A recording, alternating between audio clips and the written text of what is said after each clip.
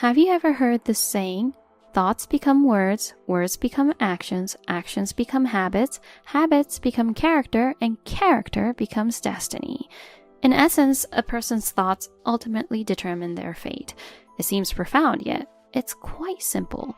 A person's thoughts influence their way of life. Realizing this truth might come too late for some. This is a story about such a realization. My name is Diane, and I'm 54 years old, a working housewife. I've been married to my husband Dan for 30 years. Our 2 children are both matured, independent, and we spend our days leisurely as a couple. You'll be retiring soon, won't you? I mentioned this to my husband during dinner. My husband Dan, who's 3 years older than me, will retire in 3 years. He has been working as a bank employee for about 35 years since graduating from university. That's right. It used to be standard to use severance pay to pay off house mortgages and prepare for retirement, right? Yes, it was typical to pay off a mortgage in a lump sum with a substantial amount of money. But that's not the case anymore. Really? According to Dan, nowadays only a few companies pay $100,000 in severance pay, and most people are lucky to get even tens of thousands of dollars. Furthermore, with issues like needing $200,000 for retirement, more families prefer to keep as much cash on hand as possible.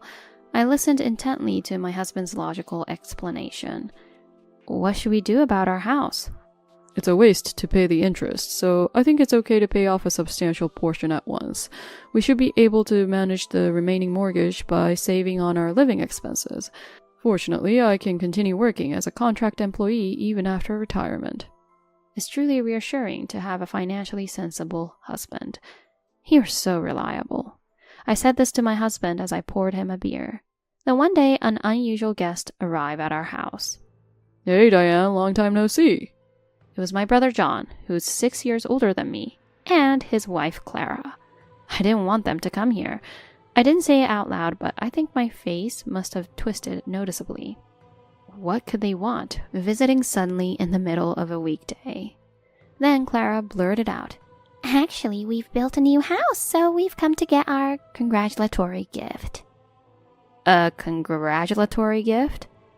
Demanding a gift is incredibly impolite. Don't you agree? But they think it's normal, which is troublesome. Thinking back, these two have always been greedy about money since their marriage. When they married, my then university student self was told by John, "You're over 20, you're an adult. Whether you're earning or not, give us a wedding gift. It's a waste for a woman to go to university. I'd rather you used your tuition for our gift."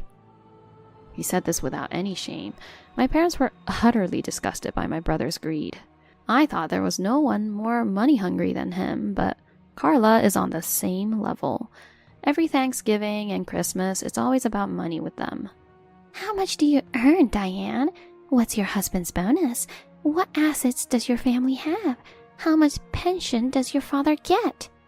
There was a web service called Brainmaker that became popular a while ago, where you could analyze someone's mind by entering their name. If I entered their names, I could imagine money being densely packed in there. They are a vulgar and unreasonable couple that I kept my interactions with them to the bare minimum. Yet, they're asking for a congratulatory gift now. Wait a minute, a new house? I heard John retired at 60 this year. Carla seems to work part-time. This might sound strange, but what about the mortgage for the new house? Can they even afford it? I was about to ask this when John eagerly responded. "Mortgage? There's no such thing. I built it with my retirement money and this one's parents' inheritance." What? Apparently they used his retirement money of $80,000, savings of $140,000, and an inheritance of $250,000 from Carla's parents for the house. "We've always lived in rented houses and wanted to experience owning one. Having a new house is great." Really, it's much cleaner than this shabby house, barrier-free and secure for our old age. But to gamble like that, I couldn't dare to do such a thing. But there are still 5 years until you receive your pension, and it might be better to have some savings for retirement. When I said this, Carla looked at me with utter disdain. "You're such a worrywart. We've thought about that properly." At that moment, my brother and his wife exchanged a sinister smile, which concerned me. What are they planning to do? I found out what they were up to a month later due to a certain incident. Diane, your father has collapsed. I received this message from my mother during my lunch break at work. Just a week ago, when I had called, my father seemed perfectly fine. I explained the situation to my workplace and immediately headed to the hospital. There, looking exhausted with her shoulders slumped, was my mother, being comforted by Dan, who had arrived before me. How is Dad's condition? When I asked, my husband explained on behalf of my mother. Dad had suddenly collapsed in the bathroom and was brought to the hospital unconscious. The diagnosis was subarachnoid hemorrhage. Surgery was immediately performed and he is still being treated. Did you contact John about this? Yeah, I did, but... My husband hesitated to continue. Is there something wrong? Well, before discussing his medical condition, they said they needed to talk about the inheritance and went to consult a law firm. They're not coming to the hospital. What? How greedy can that foolish couple be? My father is still alive. Yes, he's in critical condition and anything could happen. But to start sorting out financial matters while he's still alive, I was so appalled that I lost my words. My mother also expressed her disgust at John and Carla's behavior, saying with a resigned look, Really, it's astonishing. They're so foolish. Later, Dad's surgery was somehow successful. However, his condition was precarious due to his advanced age. My mother and I took turns visiting him, but John and Carla never showed up once. A week after the surgery, we received a call from the hospital. Your father's condition has suddenly changed. Dan and I immediately took my mother to the hospital. Surprisingly, John and Carla had arrived before us. You're here early, I said to my brother, who, for some reason, had a pleased look on his face. Yeah. How can he look so happy when our father is in a critical condition? The reason became clear soon after. Hey, what about your father's life insurance? Can you ask your mother about it? Carla whispered this into my brother's ear in a low voice. In the quiet hospital room, everyone could hear it. I glared at Carla, but she looked back, bewildered, as if to say, What's wrong with what I just said? Her ignorance was infuriating. Then the doctor entered the room and examined my father. I believe today will be a critical day for everyone. The doctor said this with a grave expression, and damn, my mother and I broke down in tears. Memories of my father flashed through my mind. My mother, holding his hand, tearfully called out to him repeatedly, Oh, honey.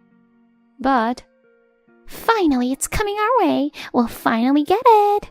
Yeah, this will secure our retirement. I overheard such a conversation between John and Carla. While we were overwhelmed with grief, they seemed to be eagerly awaiting my father's demise. I remembered their words from before. We've thought about retirement. It was all about my father's inheritance. Their actions, from building a new home by depleting their savings to consulting a law firm, and now their conversations, it all made sense. My mother seemed to realize their intentions as well, looking disheartened as she turned to them. They looked like hyenas, gleaming-eyed, eagerly awaiting their prey to succumb. It is said that one becomes calm when anger reaches its peak, and it was true. My mother, feeling the same as I did, silently stared at my brother and his wife, then said, Let's step outside for a moment. We left the room and headed to the hospital's lounge to talk. You two really don't know anything, do you? My mother said this with a look of pity rather than disgust. What do you mean? Carla's expression hardened as she sensed something was off. John still had a smug look on his face, but perhaps not for long. My mother continued. There's no inheritance for you two to claim. What? What do you mean, Mom? My brother's face suddenly tensed. There's nothing. The house and land we live in are in my name, and your father has no assets. I recalled hearing about this. My father was the type to spend whatever money he had. He had a habit of spending all he had, with my mother managing the household finances. The only money my father was allowed to carry was enough for his daily cigarettes. Apart from his vague sense of money, he was a good husband and father, so my parents managed well together. My father truly had no assets, except maybe the $4 for cigarettes in his coin purse. But he has life insurance, right? The beneficiary is me. It has nothing to do with you two. My mother said this sharply. After all, my father was still alive, but to even mention life insurance while he was alive? How money-minded can this couple be? I was about to yell at them in anger when my mother laughed. John, your father isn't the type to die from something like this. He came back fine from a motorcycle accident, survived a river current while skiing. Even when he had cancer, when he had liver cirrhosis, he overcame them with his strength and strong will to live. Carla, maybe you should worry more about your own husband than your father-in-law. My mother said this to Carla, and it was John who lashed out in anger. Mom, I'm still alive. Don't talk about inheritance. It's disrespectful. Exactly. It's incredibly rude. They were probably upset not only because they wouldn't receive an inheritance, but also because their own discussions about it had been brought up. However, they were silenced by my mother's words. It's the same. You're doing the same thing to your father right now. Do you understand that now? You realize how unreasonable and disrespectful you both are, don't you? They stood there dumbfounded, realizing that there was nothing for them to inherit. What should we do? We built a house and bought a new car, thinking that we'd get inheritance. How are we going to live from next month on? And last month, I did a lot of shopping on credit. Oh, and there are loans for the air conditioner and fridge we bought when we moved. As adults nearing retirement age, their panic over not having money made both my husband and I take a step back. I then calmly suggested, first of all, counting on money you weren't even sure to receive was a mistake. Despite my criticism, they seemed too drained to argue back. Then, John spoke up.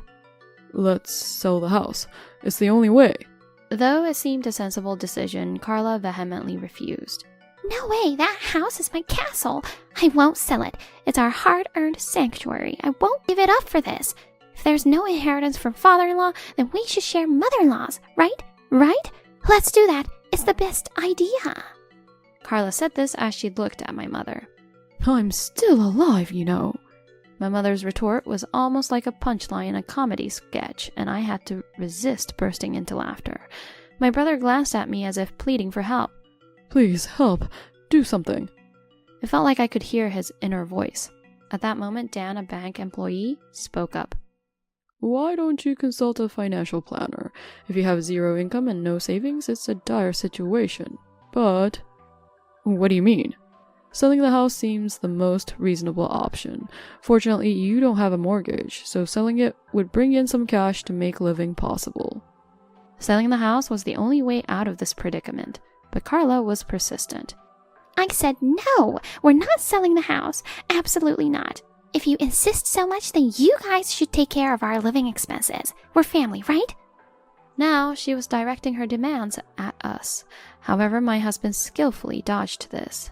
That's impossible. I only invest in profitable ventures. His words carried weight, having worked for years in the lending department. Even if there was a return, I would never want to invest in such a couple. As we were discussing this, a doctor came to call my mother.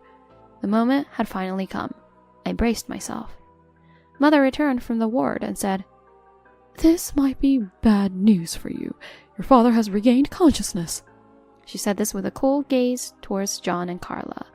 Both my husband and I were relieved and teared up at my mother's words. To John and Carla, who had now realized they wouldn't get any inheritance regardless of my father's condition, his well-being seemed irrelevant. Yet pretending to be concerned, they said, Oh, thank goodness, that's great. Really, it is. As my husband and I followed my mother into the ward, John and Carla tried to act nonchalantly and tried to follow after us. But my mother stopped them just before. You two are fine. You reek of money, and it's nauseating. Instead of visiting, think about your lives starting tomorrow. Saying this, she shooed them away as if driving off stray dogs. Then she concluded with these words. I'll leave you with this saying. Thoughts become words, words become actions. Actions become habits, habits become character, and character becomes destiny. John and Carla were dumbfounded by her sudden lecture. Huh? What? In essence, your thoughts have determined your fate. Unless you change your mindset, your destiny won't change. Stop here and think carefully. reflect on how foolish, ugly, and pitiful your actions have been." With that, she closed the door of the hospital room, a sign of her resolve to sever ties with her son. Afterwards, John and Carla had to sell their house. The newly built house they put up for sale in less than 6 months. Despite buying it for $400,000, including land and the building, it was sold for less than a quarter of that price. This was because soon after they bought the house, it was discovered that the land in that area was very fragile, causing a significant drop in land values. Additionally, other houses in the area were also put up for sale, leading to an oversupply and low selling prices. They had no choice but to sell the house, albeit reluctantly. The unemployed couple was left with only a small amount of cash, hardly enough for their old age. In 5 years before pension payments begin, they'll likely run out of money. John earns daily wages from day labor, and his wife works part-time now. Relying on an inheritance and leading to self-destruction is truly a ludicrous story. I hope they understand the weight of what my mother has said to them. Well, such stories are surprisingly common. When people get blinded by money, they lose their ability to make sound judgments.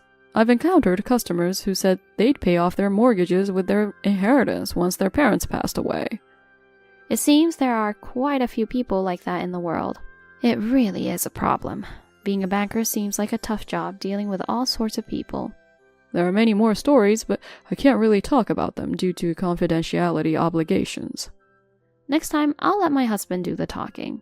He might have more interesting stories to share. Just kidding.